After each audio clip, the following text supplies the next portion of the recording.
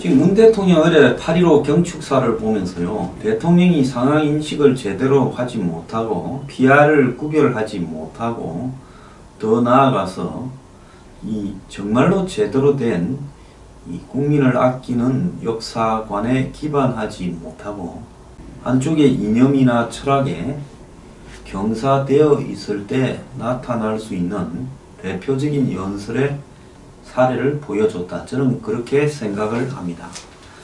저는 윈스턴 처칠이라는 사람에 대해서 많이 생각을 해봤는데요. 이 사람 참 대단한 사람이죠. 솔직히 외모도 키가 160cm 정도밖에 안 되고 거의 이마도 까지다시피 했고 살은 쪄서 비만하고 그리고 시가 담배에 중독이 돼 있고 입술도 거의 보이질 않고 목도 짧고 외관은 정말로 보잘것없는 사람입니다. 귀족의 가문에 이 자손으로 나왔지만은 물려받은 재산도 별로 없었는데 글을 써서 젊을 때 남아프리카 보아 전쟁에 참전해서 참전기 글을 써서 떼돈을 벌었고 그러다가 30대 해군 장관이 되었지만은 1차 대전에서 이 해군 장관이 되고 난 이후에 이 터키에 이 상륙작전을 펴다가 이스탄불 옆에 이 해협에 상륙작전을 펴다가 거의 영국군이 전멸하다시피 하면서 해군 장관 자리에 쫓겨났고 이후 재무장관이 되었지만은 공황의 위기를 초래했다라는 비판을 받으면서 그냥 일개 하원 의원으로 찌그러져 있을 때인데요. 그러다가 2차 대전이 발발하려니까 위기를 느껴서 다시 해군 장관으로 복귀한 정도의 상태였습니다. 그런데 1940년 5월 9일 이제 5월 10일 날 본격적으로 독일이 벨기에와 네덜란드, 룩셈부르크 등으로 쳐들어갔고 이때를 전후해서 이 대륙에 파견되어 있던 영국의 지원군이 이제 독일과 직접적으로 부딪히면서 1호부터 불과 보름도 되지 않은 5월 24일부터 덩크르크에 이렇게 내몰려가지고 6월 한 4일까지 철수작전을 펴게 됩니다. 이때 영국에서는 이 며칠 전에 이 챔벌린 총리가 사퇴를 한 상황이고 왜? 챔벌린은 끝까지 독일을 달래보려고 유화작전을 펴고 전쟁을 회피하려다가 이미 1939년에 영국이 독일에 선전포고를 했음에도 불구하고 1940년 5월달이 될 때까지 영국은 끌려다녔습니다. 자, 그런데 독일과 계속 협상을 피해서 정면전을 피하자고 챔벌린 내각이 끝없이 독일에 양보를 하고 소극적인 자세를 보였고 대화, 평화를 주장했습니다. 지금 누구하고 완전히 똑같지 않습니까? 그런데 협상의 결과는 대책 없는 양보뿐이었습니다. 히틀러는 협상의 대가로 유럽의 국가들을 하나씩 요구했고 체코를 먹고 헝가리를 먹고 폴란드를 먹고 오스트리아 등 동유럽 국가들과 베네루스 상국 마침내는 스캔디나비아 반도까지 노르웨이까지 독일의 손에 떨어졌습니다. 이제 안 떨어진 나라는 사실상 독일 편을 들면서 그냥 중립을 지킨 스웨덴이나 핀란드인데 핀란드는 독일하고 같이 소련에 싸웠죠. 자, 이런 나라들을 빼놓고는 다 떨어졌습니다. 자, 러시아는 이때만 해도 독일하고 불가침 조약을 맺고 폴란드를 반띵했습니다. 자, 바다 건너 미국은 물자는 좀 지원해줘도 참전은 어렵다면서 고립주의로 들어가서 유럽의 전쟁에 절대로 오지 않겠다라는 입장이고 자, 프랑스마저 지금 독일하고의 이런 어떤 부분에서 싸울 수 있겠냐? 휴전을 해야 되지 않냐? 이러고 있을 때입니다. 1호부터 한 달 뒤에 6월 22일쯤에 프랑스는 항복을 했죠. 자, 이제 영국이 전쟁은 아직 본격적으로는 치열하게 벌어지지는 않았습니다만은 하나마나 빤한 상황에서 독일의 속국이 되느냐, 안 그러면 맞서서 끝까지 싸우느냐는 비상시국을 맞이해서 영국은 여당인 보수당과 야당인 노동당이 여야를 뛰어넘어 하나가 된 전시내각을 구성하기로 합의를 해서 전시내각의 총리를 보수당에서 맡고 부총리를 노동당에서 맡고, 그래서 5월 9일 날은 며칠 전에 물러난 총리 대신에 새 총리를 뽑아야 되기 때문에 그 총리를 뽑기 위한 회의를 한다고 국회의사당에 보수당의 핵심 인물들이 모였다는 겁니다. 그래서 이미 며칠 전 물러난 챔벌린 총리, 그리고 할리팩스 외무장관, 처칠 해군장관, 그리고 마게손 보수당 원내 총무가 이렇게 앉아 있었는데요. 그러니까 당시 챔벌린은 처칠을 너무 싫어했습니다. 그래서 할리팩스 외무장관을 보고 총리를 좀 맡아달라니까 할리팩스는 내가 상원인데, 영국에서 상원은요 귀족 출신으로 명예직이죠.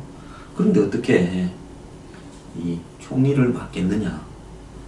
자, 이 말은 결국은 상원은 귀족 출신으로 명예적으로 하는 것이지 정치에 직접 운영할 수는 없다, 이런 관행을 들어서 거절을 했고요. 그러니까 처칠이 외무장관 말이 맞다, 나도 상원이 총리가 되어서는 안 된다, 이렇게 말을 했습니다. 자, 그리고 처칠은 처음에는 보수당이다가 자유당에 갔다가 또 보수당에 오면서 당적을 옮기고 다닌 부분이 또 문제가 되었습니다. 자, 보수당에서는 처칠을 이렇게 배신자라고 생각을 했고, 많은 사람들이 처칠의 해군장관과 재무장관 경력이 형편없었다고 이야기를 하고, 고집이 세고 한마디로 집 밖에 모르는 이런 66살짜리 노인네라고 폄하했습니다. 결국 처칠의 그 말은 내가 총리해야 된다라는 이야기였고, 그래서 이 처칠이 총리로 임명이 되었습니다. 그런데 영국의 왕이 신임을 해줘야 되는데 당시 조지 6세도 처칠을 매우 싫어했지만은 어쩔 수 없이 승인을 해줬다고 합니다. 자, 그때 처칠이 이제 나흘 뒤 5월 13일 날 상하원을 앞에 놓고 자신의 총리 인준을 위한 연설을 했는데 역사에 길이 남을 명언을 하였습니다. 내가 국민 여러분께 드릴 수 있는 것은 오직 피와 노고, 땀과 눈물밖에 없습니다. 여러분은 제게 물을 겁니다. 우리의 정책은 무엇이냐고 나는 대답을 하겠습니다. 맞서 싸우는 것이라고. 바다, 땅, 하늘에서 하느님이 우리에게 주신 모든 능력을 동원해 싸우는 것이 우리의 정책입니다. 여러분은 또 물을 것입니다. 우리의 목표가 무엇이냐고. 나는 한마디로 대답을 하겠습니다. 승리라고. 어떤 대가를 치르고서도 승리하는 것뿐이라고 말하겠습니다. 이렇게 말을 했고요. 이런 처칠의 감동적인 연설은 결국 성과 없는 협상에 지쳐있던 영국 상하원 의원들에게 감동을 주고 만장일치로 총리가 선임되었습니다. 이 정권을 바라보면서요, 영국 역사에 비겁한 겁쟁이로 영원히 기록되고 있는 이 챔벌린 전 수상과 똑같은 입장을 가지고 있는 사람이 문재인 대통령이 아닌가 생각을 합니다. 그에게는 용기가 없습니다. 맞서 싸울 힘도 없습니다. 각오도 없습니다. 아무것도 없습니다. 동맹과 적을 혼돈하고 있습니다. 처칠은요, 이뿐만 아니라요, 1941년 2월 달에 전쟁으로 그 당시 브리텐 이 전쟁이라고 해서 영국 본토 전쟁이 벌어지지요. 덩크레크 철수한 다음부터 이 독일의 공군기들이 런던을 초토화시킵니다. 런던에서 수만 명의 사망자가 나오고 주민의 4분의 1이 집을 잃을 정도로 런던뿐만 아니라 영국의 주요 도시가 초토화됩니다. 공중에서는 사활을 걸고 영국 공군들이 영국 땅을 향해서 폭격을 하는 독일 폭격기와 전투기들을 저지하려고 싸우고 있었습니다. 이때 처칠은 전쟁으로 피폐해지고 승리의 희망이 이렇게 좀 사라진 이 영국에서 전쟁 물자를 구입해서 운송할 어떤 능력이 없었습니다. 그래서 미국의 루스벨트 대통령한테 310억 달러 가치의 무기를 보내달라고 끈질기게 설득을 했고 우리가 이길 것이라며 결국 미국이 의회에서 그걸 통과시켰죠. 이래서 영국인들이 엄청나게 지지를 보냈습니다. 이때 처칠은 이렇게 말을 합니다. 돈을 잃는 것은 적게 잃은 겁니다. 명예를 잃는 것은 크게 잃은 겁니다. 그런데 용기를 잃는 것은 전부를 다 잃는 겁니다. 라고 말을 했고 미국 측에 라디오 연설에서 장비를 주면 우리가 끝장을 내겠습니다. 라고 말을 했습니다. 자, 처칠은 이런 말도 했습니다. 역사를 잊은 민족에게는 미래가 없다라는 말을 했는데요. 자, 처칠의 명은 몇 가지만 소개하겠습니다. 과거의 일을 과거의 일로 처리해버리면 우리는 미래까지도 포기해버리는 것이 된다. 자, 과거에서 교훈을 얻어야 된다는 거죠. 지금 이 인류의 역사에서 전쟁을 회피하고 끝까지 약자가 평화를 운운하다가 살아남은 약자가 하나도 없습니다. 중국의 당나라도 나중에 말기가 되니까 주변의 오랑캐 국가 똘글 등에게 코너에 몰려서 평화를 주장하고 굴욕적으로 조공도 주고 했지만은 결국은 망했고 송나라도 망했습니다. 자, 그러면서 경쟁의 세계는 두 마디밖에 없다. 이기느냐 지느냐다. 그 다음에 이런 말도 했습니다. 결코 양보하지 말라. 결코 굴하지 말라. 결코 위대한 것이든 사소한 것이든 크다란 것이든 작은 것이든 결코 굴복하지 말라. 이렇게 말을 했고요. 전쟁에서는 오직 한 번 죽지만 정치에서는 여러 번 죽는다고 했습니다. 자, 지금 문 대통령 몇 번을 더 죽으려고 이런 말을 하고 있습니까? 이런 말도 했습니다. 어떤 대가를 치르더라도 승리요. 어떤 공포에서도 승리요. 그 길이 아무리 멀고 험해도 승리해야 된다. 승리 없이는 생존이 없기 때문이다. 이런 말을 했고요.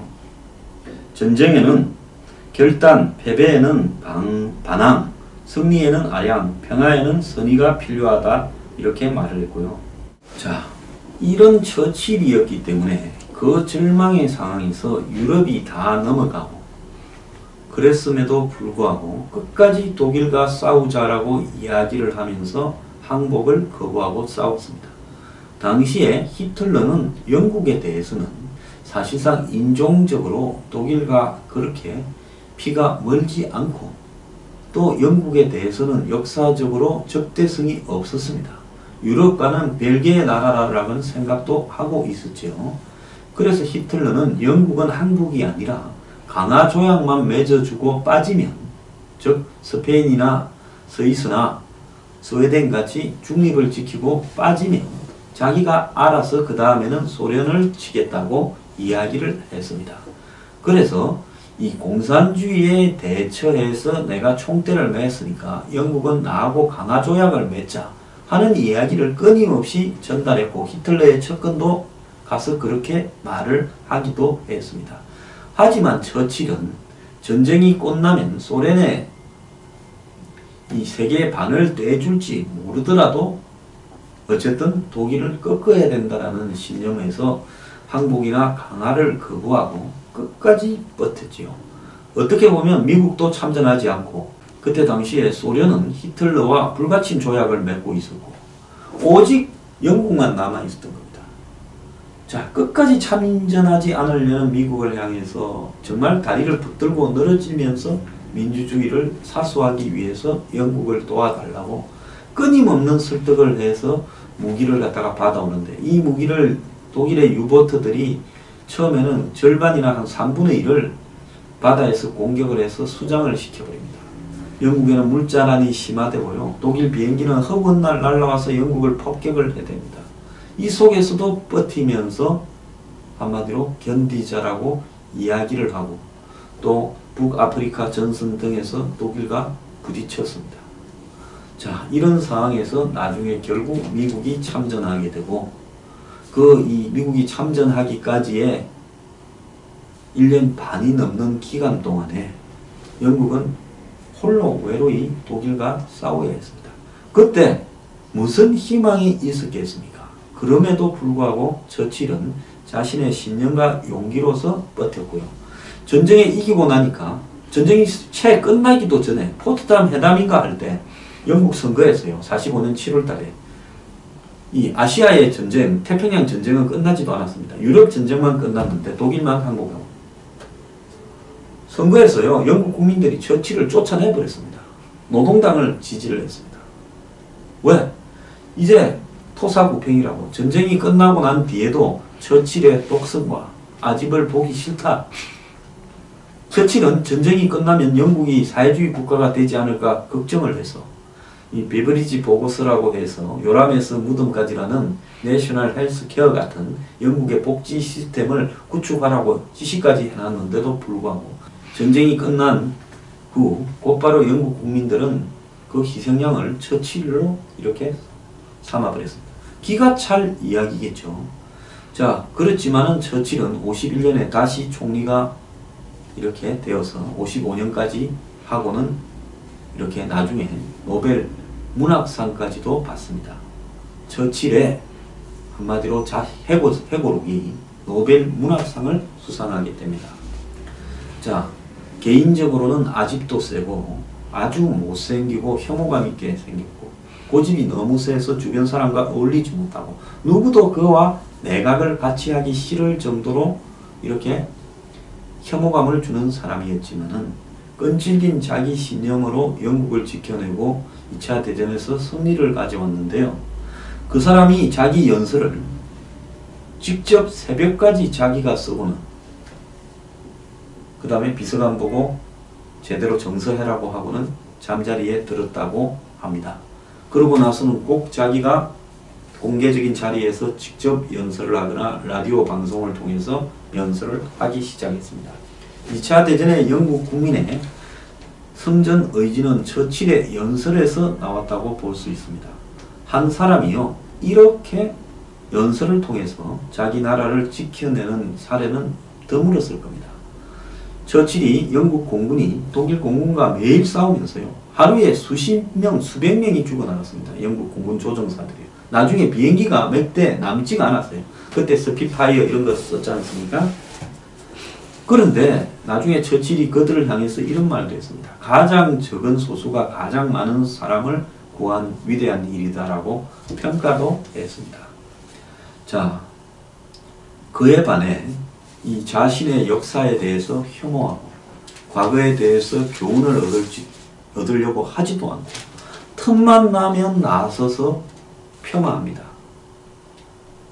그리고 틈만 나면 나서서 평화를 이야기하고 전쟁을 막아야 된다, 전쟁을 용납하지 않겠다 이야기하고 평화하고 북한과 대화를 이야기를 합니다.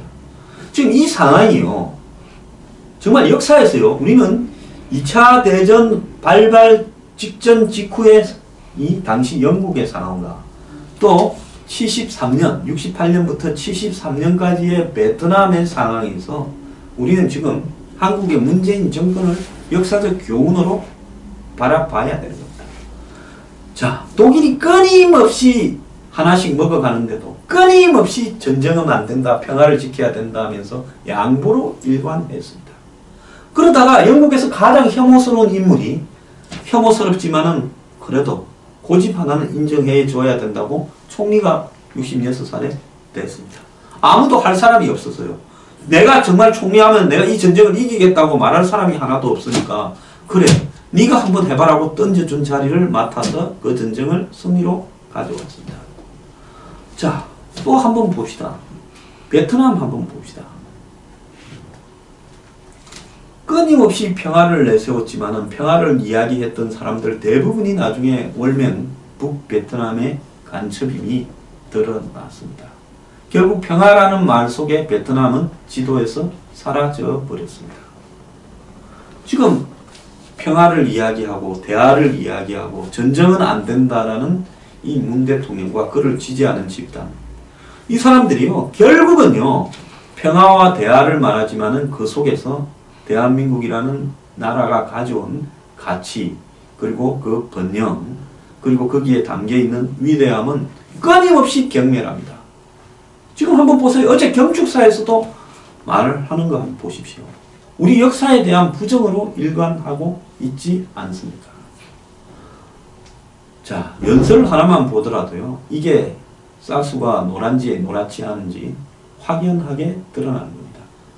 한마디로 자기의 확실한 신념과 역사에 대한 교훈을 잊은 자는요. 절대로요. 이 위기를 극복할 수 없습니다. 이게 대한민국이 오늘날 가진 비극입니다.